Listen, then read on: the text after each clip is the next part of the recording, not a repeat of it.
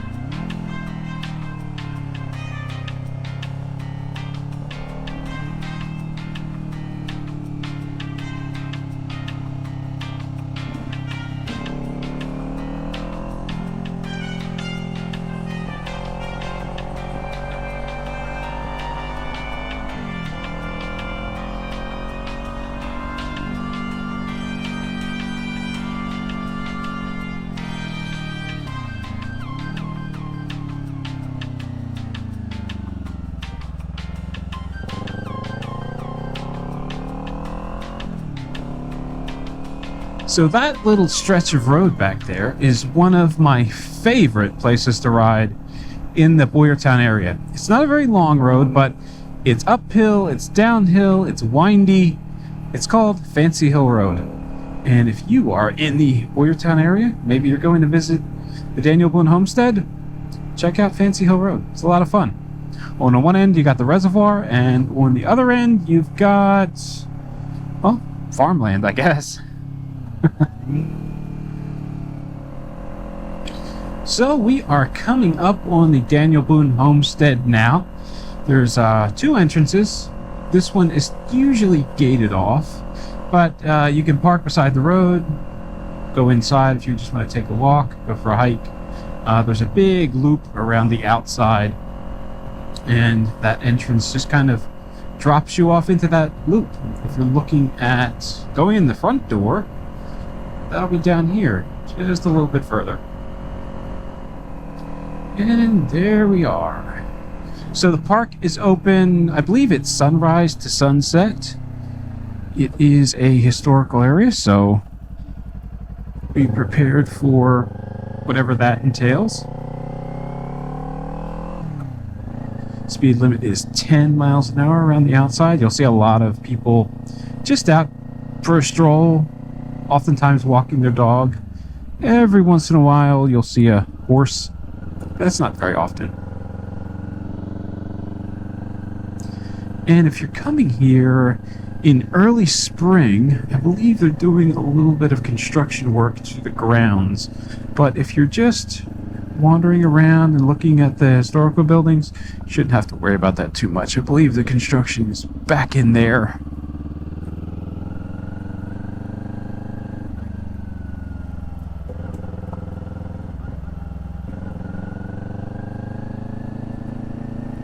This road leading in was closed for a little while. I believe it was last year while they replaced this bridge right here.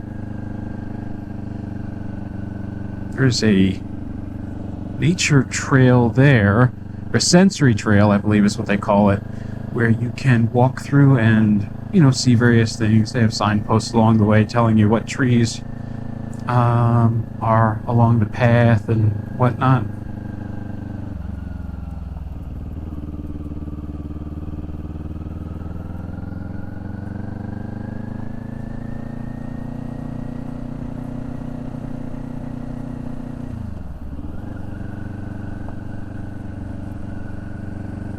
And then, once you come to the fork in the road, down a little bit further, it splits off. Here's that other gate that I had mentioned on the way in.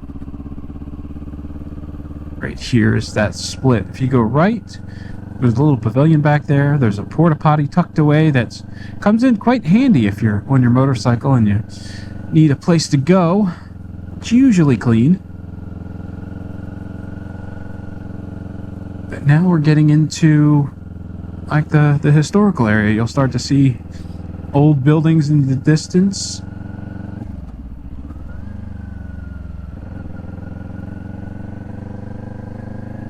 There used to be farm animals here too at one point in time. There was a horse in the barn, some goats. As I mentioned, lots of dog walkers.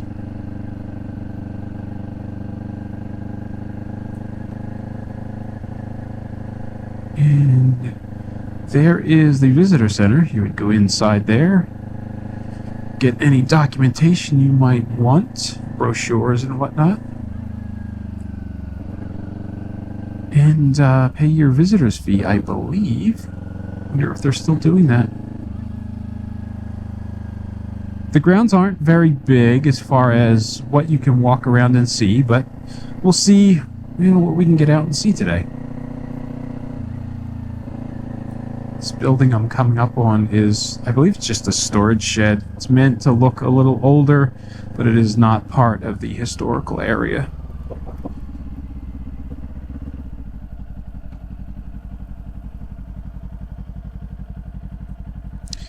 And there's plenty of benches and things about so that you can come out here and grab a seat, have a little lunch.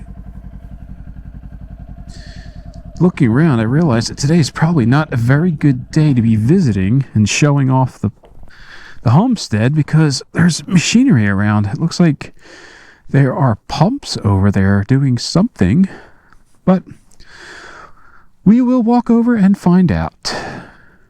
Sit tight.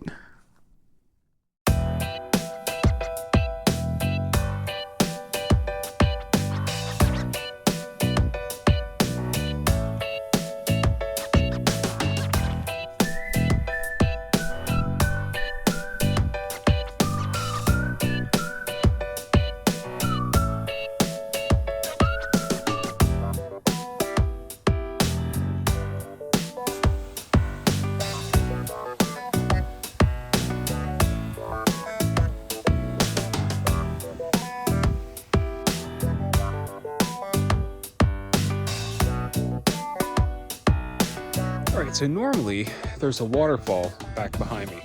Looks like they're doing some work and they're diverting the water, but there's like a big mechanism that diverts the water down in here, and then it flows back to the sawmill through a water wheel, and the sawmill is actually functional. It's really cool when they show it off.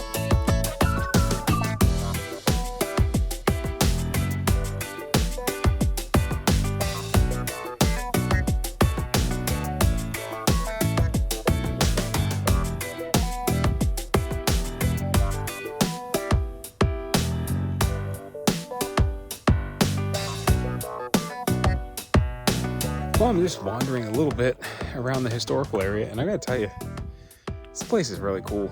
It's peaceful, it's quiet, especially when you come here on a Tuesday afternoon. So several years ago, they used to have animals in the field behind me. There's a barn is in the distance and a blacksmith shop. And it was not uncommon to look out and find sheep just kind of grazing, laying about, a horse or two roaming around. But these days, it's pretty quiet.